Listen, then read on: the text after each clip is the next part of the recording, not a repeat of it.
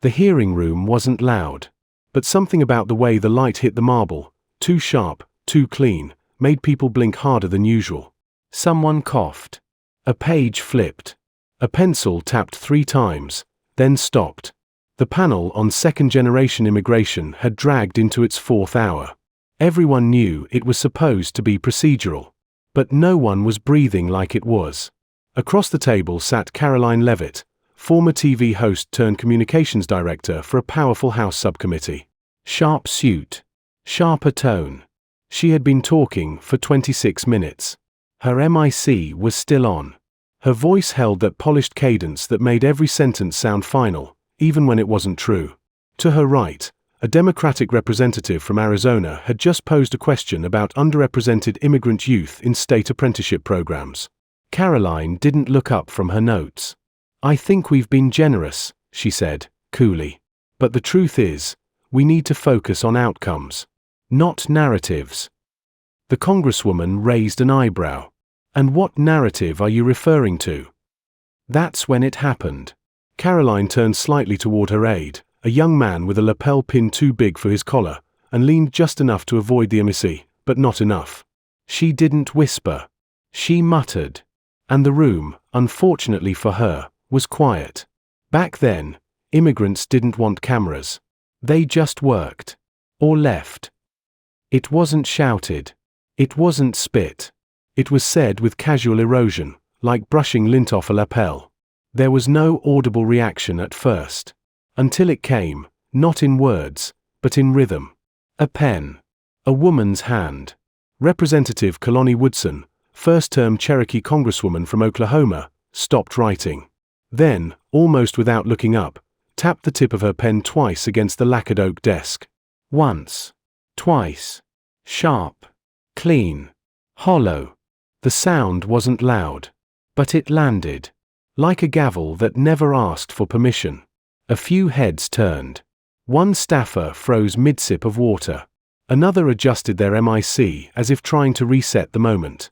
Karoline didn't notice.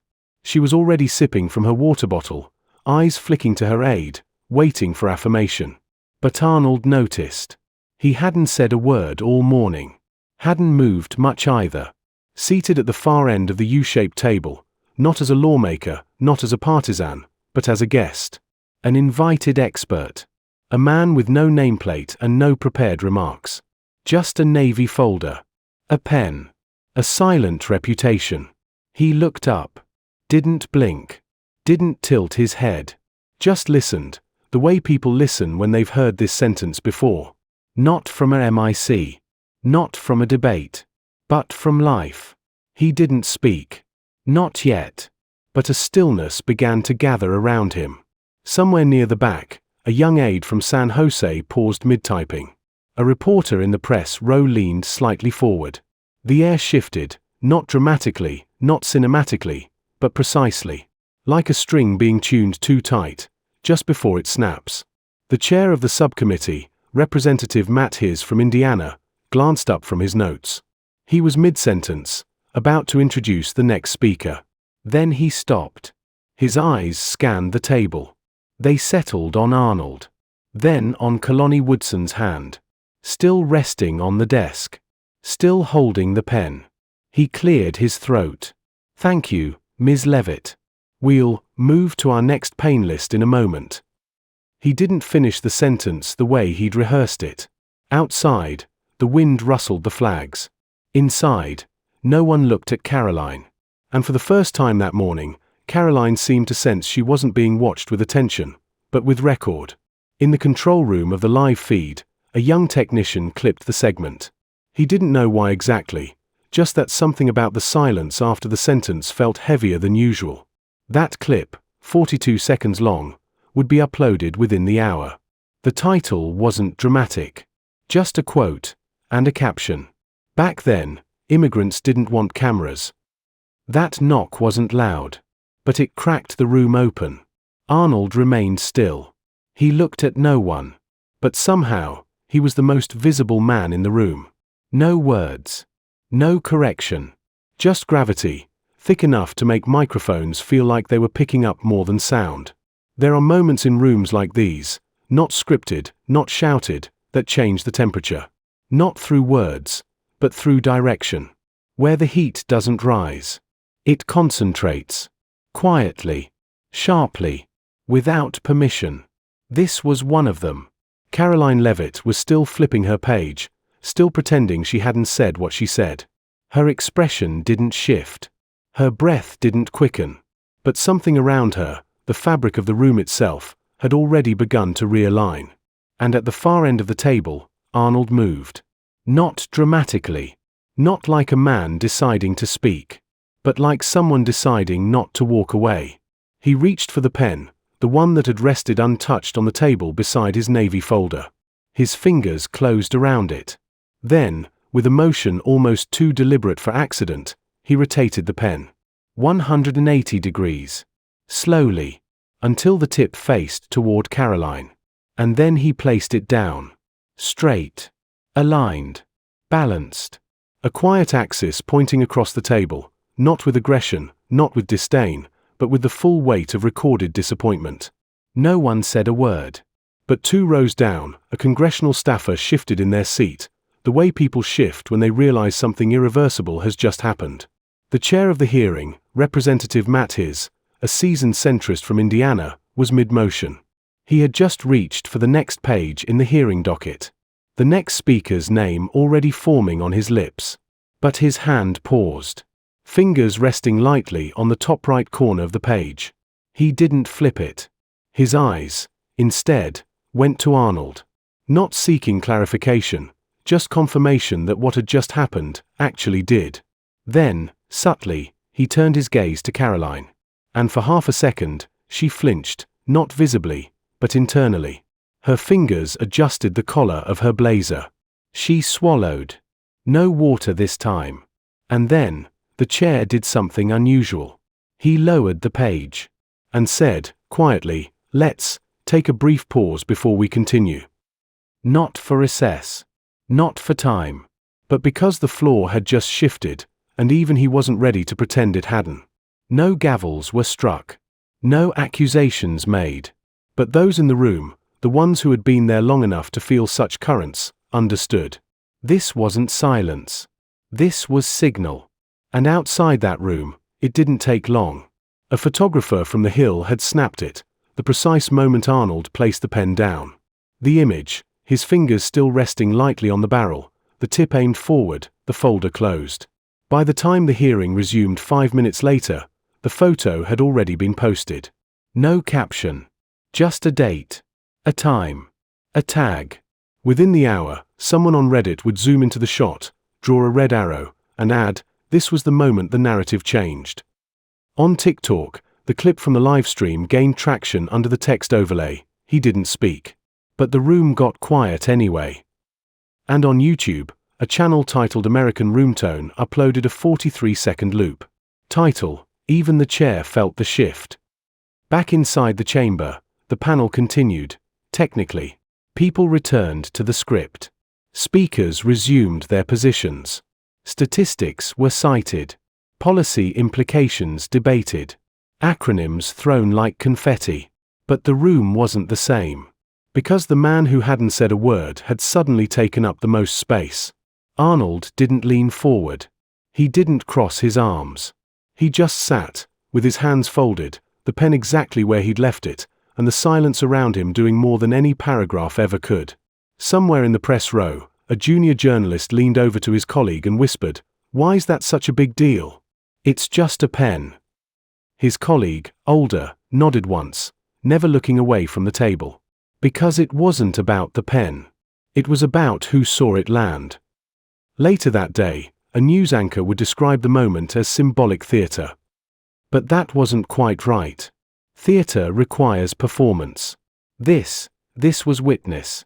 It didn't ask to be seen. It only required someone to notice. And Karoline noticed. Not immediately. Not fully. But sometime in the following minutes, she stopped speaking. She leaned back. Her notes untouched.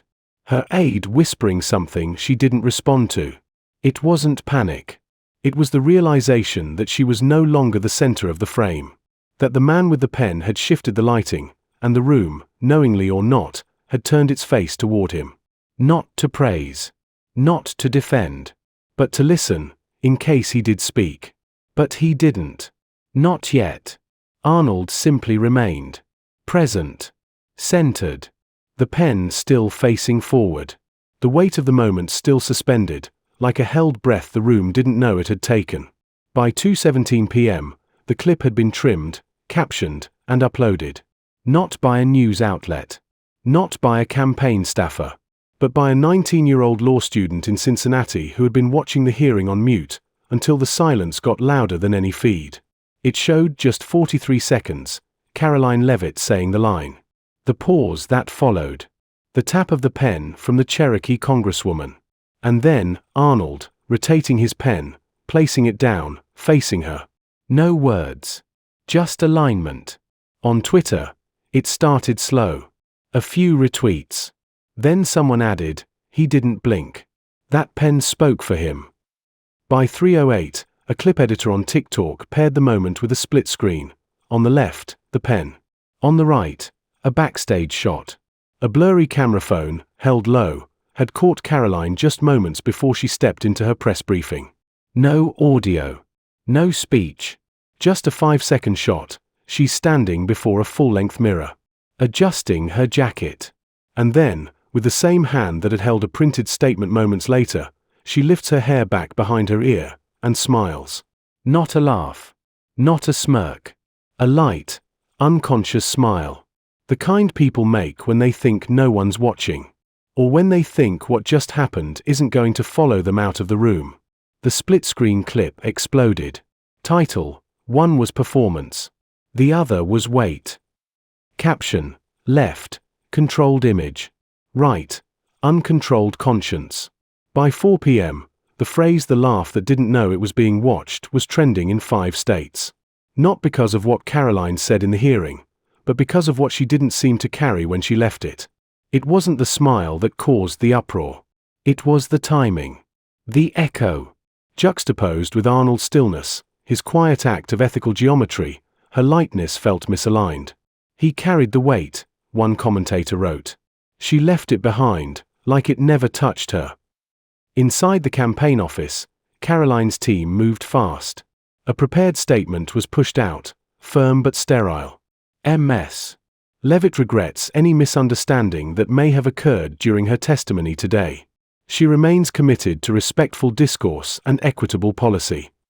The phrasing was focus grouped. It didn't matter. Because the video of her smile wasn't a gaffe. It was a mirror, and people saw themselves in it. Some recognized a boss, a colleague, a parent. Others recognized themselves, on days they wished they'd reacted better. In a podcast recorded live that evening, a political strategist chuckled on air, "Y'all don't get it. It's not about the clip. It's about the contrast." That smile was free of burden. His silence carried generations. Arnold didn't respond. Not on social media. Not in press. Not in private leaks. His folder remained closed. His pen untouched. When asked by a reporter leaving the Capitol if he had any comment on the viral reaction, he stopped, only for a second, and said, "I was invited to listen. I did." Then he walked on. But the internet wasn't done. By nightfall, the clip had been set to music. Remixed. Analyzed. One version, posted by a high school civics teacher in Portland, played the two moments back to back, Karoline's smile, Arnold's pen. Then faded to black with a quote from Maya Angelou, "People will forget what you said, forget what you did, but never forget how you made them feel." The comments filled with people describing how it made them feel. Not angry, but seen. Not because of grand declarations, but because of what happens when someone carries the room's silence without asking for credit. Meanwhile, in a quiet office tucked behind a closed door in Arlington, Karoline sat with her communications team. The lights dimmed. Her phone face down. A laptop played a news segment on mute. She wasn't watching. She was staring at the wall. Not fuming. Not plotting. Just quiet, in the way people get when they realize they no longer control the timing of their own apology. Her aide, the same one who stood next to her during the hearing, finally spoke, "You should say something. On your own." Karoline shook her head, slowly. Not in defiance. In exhaustion. They already heard me. He didn't answer. Because he knew, they hadn't just heard her. They'd seen her. At a moment when the room was supposed to hold weight, and she smiled like it didn't exist. And still, Arnold hadn't said a word. Not about her. Not about the clip. Not about the weight. Because some responses aren't for rebuttal. They are for reflection. And some silences, once recorded, speak longer than outrage ever could.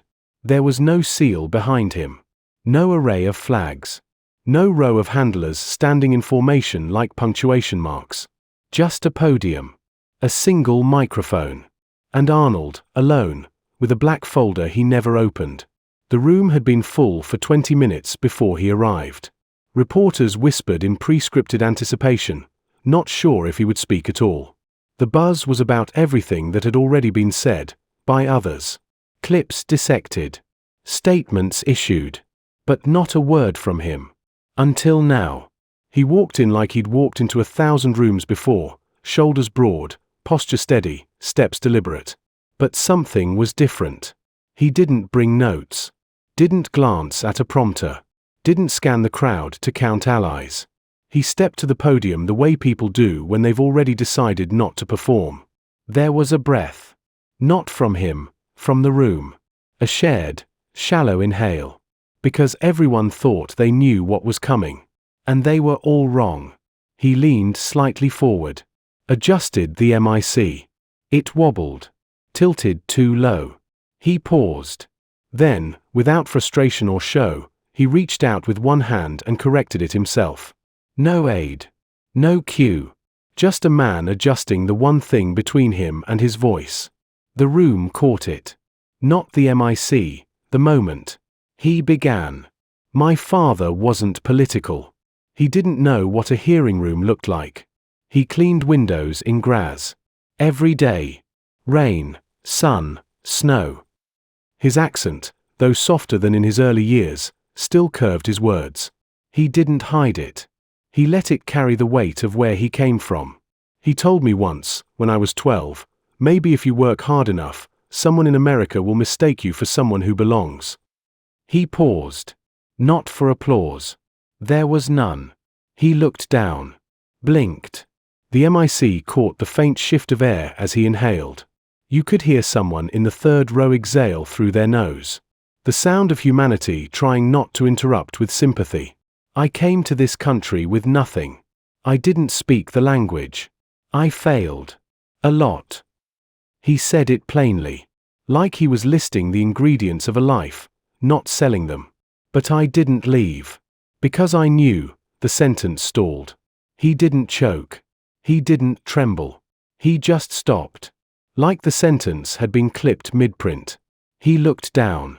Not to gather himself, but because something had landed inside of him that hadn't yet settled.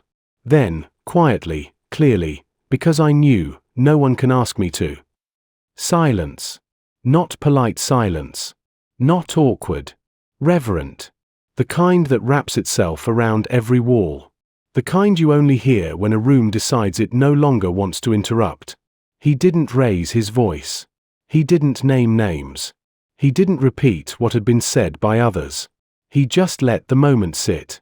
Then, he lifted his head. I'm not here to shame anyone. I'm not here to argue what was heard or not heard. That's not my job. He looked out over the crowd. His gaze didn't search. It landed. Somewhere near the middle. On no one in particular. Which meant it touched everyone. I came here because someone said something that reminded me, not of what divides us, but of how far we've all traveled to stand where we are. A pen dropped in the back row. No one moved to pick it up. He continued. We talk about immigration like it's an issue. It's not. It's a condition. A process. A human one. And I've lived it.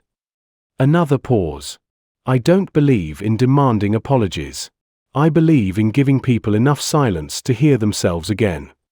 That line wasn't scripted. It couldn't be. No writer could have given it that kind of restraint. He closed the folder, though he'd never opened it, and stepped back from the podium, but not before saying, "The question was never, do I belong here? The question is, why did you think you could tell me I don't?" Then he stepped down. No handshake. No wave. Just presence. Leaving in the same way he came in, with gravity, not noise. That night, a still frame of Arnold adjusting the microphone circulated online. The caption was simple: he didn't flinch. Not when it shook. Not when it silenced.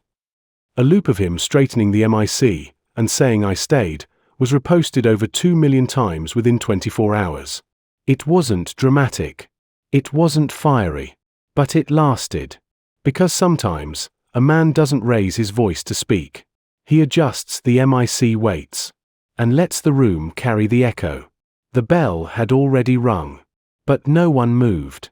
In room 214 of a middle school in Austin, Texas, a dozen sixth graders sat at their desks, back straight, faces angled toward the flickering projection screen on the wall. It wasn't a cartoon. It wasn't a speech. Just a clip, muted at first. Then played again, with sound. Arnold. A pen. A mic that wobbled. A room that held its breath. At the front of the class, Ms. Ramirez didn't explain the context. Didn't write anything on the board. She just let the scene unfold, and then pressed pause. That's when a boy near the window raised his hand, hesitated, then asked aloud, "But, why didn't he just say something back?" Not rude. Not cynical. Just 11 years old, trying to understand a man who could have made headlines with his mouth, but chose not to.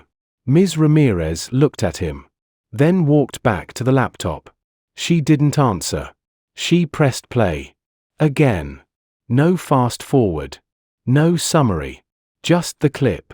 Arnold placing the pen. The silence. The shift. The echo that had no volume, but still filled the room. Elsewhere, far from classrooms and chalkboards, the conversation was louder, but no more certain. In a diner off I-25 in Colorado Springs, a retired Army veteran named Bill slid his phone across the table to his brother. On the screen, the press conference. Arnold adjusting the mic saying, "I stayed. I failed. But I didn't leave." His brother chuckled and said, "I still don't get why he didn't just call her out. That Leavitt lady earned it." Bill shook his head, stirring sugar into his coffee. He wasn't trying to win. He was trying to remind. Remind what? That you don't have to prove you belong. Sometimes you just stay until the room realizes it. At a barbershop in Mobile, Alabama, the clip was on loop again. No sound. Just subtitles. Arnold's hand. The pen. The podium. The breath. Marcus, the barber, paused his clippers and looked up. "I'm not political," he muttered. "But that stare, that's the same one my mom gave me when I tracked mud through her house." Everyone laughed. Not because it was funny. Because it was familiar. The stare. The stillness. The weight of not needing to raise your voice when you know you're right. Not all the responses were reverent. A podcast in upstate New York spent 10 minutes mocking the hero worship around Arnold's silence. "Look," the host said, "he's an actor. He knows cameras." That pause was rehearsed. But a listener from Detroit left a voicemail later that night. Maybe he did know where the camera was. But that doesn't mean he was performing. Maybe he was waiting for the rest of us to notice something we usually ignore. In Fresno, California, a high school civics teacher projected a freeze frame from the hearing onto the whiteboard. Arnold's fingers still on the pen. No caption. No context. She pointed at it and said, "You have 60 seconds. Write down what you think happened in this moment." Some students guessed. A decision was being made. Someone was about to speak. Someone had just lost. One student, a girl in the back, quiet all semester, raised her hand and said he wasn't preparing to talk. He was deciding not to. The deeper the clip spread, the slower the understanding moved. It wasn't instant. It wasn't unanimous. And that's what made it stick. Because not everyone agreed on what it meant, but everyone felt something watching it. even if they couldn't name it yet. In a living room in Boise, Idaho, an elderly woman named Ruth turned down the volume on her TV and told her daughter, "That's the first time in a long while someone reminded me of what dignity looks like." Her daughter looked at her, surprised. "I didn't think you liked him." Ruth didn't blink. "I didn't say I liked him. I said I recognized something in him. That's different." Back in room 214, the bell rang again. This time, Ms. Ramirez spoke. Sometimes, the loudest answer is waiting long enough for the right question. She looked at the boy who'd asked. He nodded. No one rushed to pack up. They sat a little longer, not out of confusion, but because something had landed that didn't want to be moved too quickly. And that, in the end, was the point. The room wasn't a hearing chamber. No marble. No cameras on tripods. Just bad lighting, mismatched chairs, and the smell of vending machine coffee. This was a student-led roundtable at the University of Columbus. An evening session hosted by the Civic Communication Fellows. No press. No donors. Just 20 students, 3 staffers, and Karoline Leavitt, seated alone at the center table. She wore navy, again, but without the shoulder pads this time. No aides. No podium. No prepared remarks. The invitation hadn't been accepted immediately. It had sat in her inbox for 4 days. She only said yes after watching a clip of herself on mute, the backstage smile, the lightness, the contrast, looping again on her phone at 2:46 a.m. The moderator, a student named Reza with chipped nail polish and a debate team lanyard, started with a softball. "Ms. Leavitt, what would you like this room to understand that maybe the media got wrong?" Karoline's response was practiced, precise, like it had been folded and unfolded in her mouth all day. The media likes narratives. "I like context. And context often disappears once the cameras start rolling." She exhaled slowly. Her voice was even. Her posture upright. No cracks yet. Not in tone. But something about her hand was different. It rested on the table.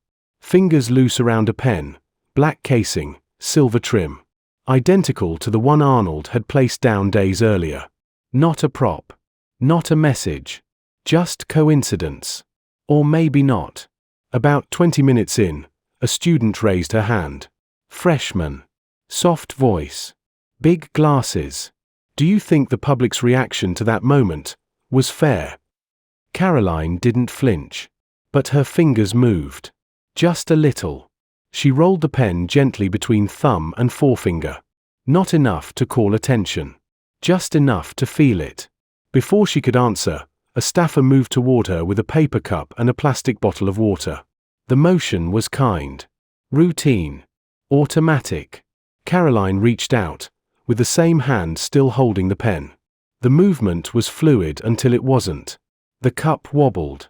Water spilled, just a little, over the rim and onto the edge of the table. There was no gasp. No apology. No startled laugh to make it okay. She simply set the pen down, picked up a napkin, and dabbed the water in silence. The moment passed quickly. But one student in the second row stopped taking notes. Another lowered their phone. The whole room leaned in a degree without realizing it. Something had shifted. Not the moment. The woman in it. She didn't rush to explain. She didn't reset her expression. She just looked down at the pen, then back up. And spoke. Softly. "Getting caught didn't change me." She let it sit. There was no follow-up. Not yet. Just her eyes, finally steady, finally tired in a way that looked more like truth than strategy. That stare did. The room didn't cheer. No one clapped. It wasn't that kind of moment. But the silence was different now. Not stiff. Not afraid. Just listening. A kind of emotional gravity that didn't beg to be captured, but was. A student 3 chairs over had their phone camera on. The clip, later uploaded without edits, would carry a caption pulled from someone in the comments. She didn't confess. She adjusted. Outside, the hallway buzzed with a separate event. A student film screening across the building was letting out. Laughter. Footsteps. Phones lighting up.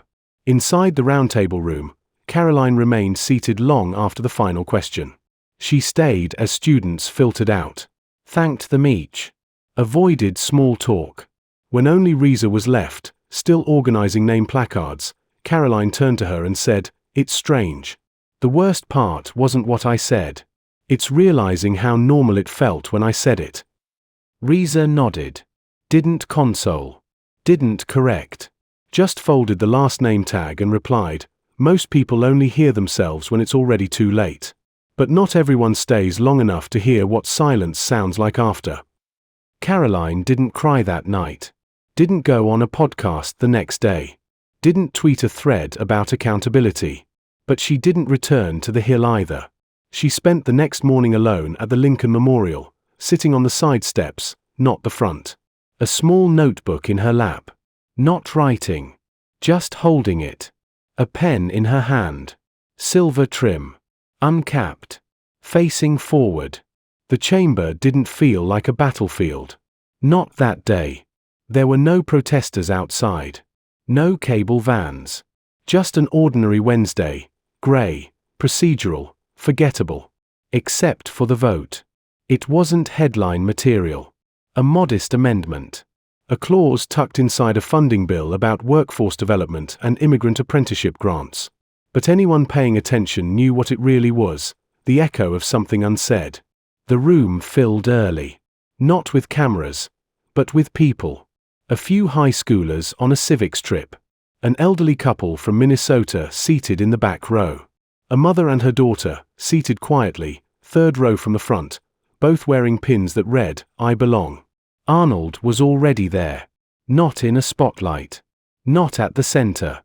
Just seated, same posture, same folder, same pen.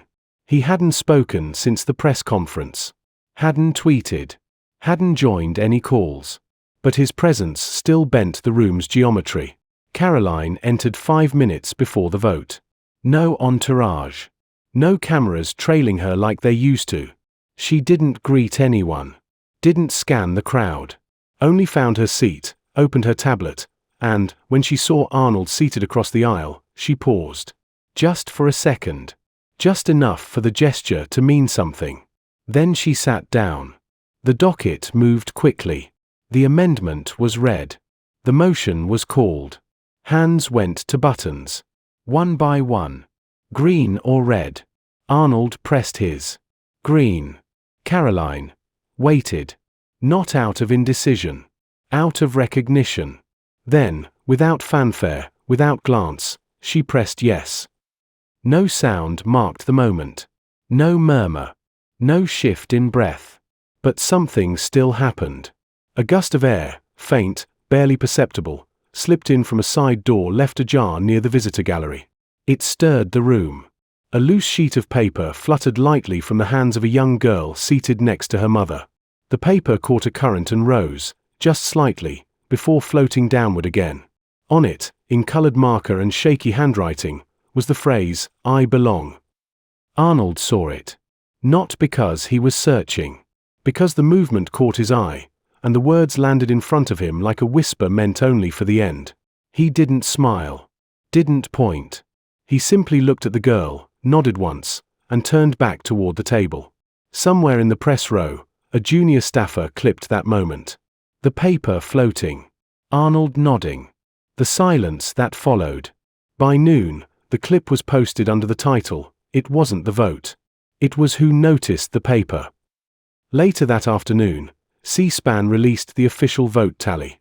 The bill passed by a comfortable margin. The amendment included no mention of controversy, no reference to past remarks. It was a legislative footnote. But to those who'd been following, it was a page turned, deliberately, quietly, with full weight. Back in her office, Karoline didn't give interviews. She met with no one. She opened no press briefings. But she did one thing. She removed a framed photo from her bookshelf, a photo of herself at the 2022 conference where she first rose to media stardom. And in its place, she set down a notepad. Nothing written. Just open. With a pen laid across the middle, facing outward. Not for show. Not for regret. Just, facing forward. Arnold left the capital the same way he arrived, alone. No statement. No victory lap. A reporter outside called out, asking if he had anything to say about the vote. He stopped, considered, then offered, "Sometimes, silence is where the work begins." Then he walked off, into the overcast afternoon. Not trying to be remembered. Just refusing to forget. And across the country, the moment settled. In classrooms. In break rooms. In backseats of rideshare cars. Not because it was dramatic, but because it had been carried, from one gesture to another, by people who recognized what dignity looks like when it doesn't try to win. That night, on a Facebook group for retired teachers, a woman named Ellie posted a single sentence: "He didn't teach us something new.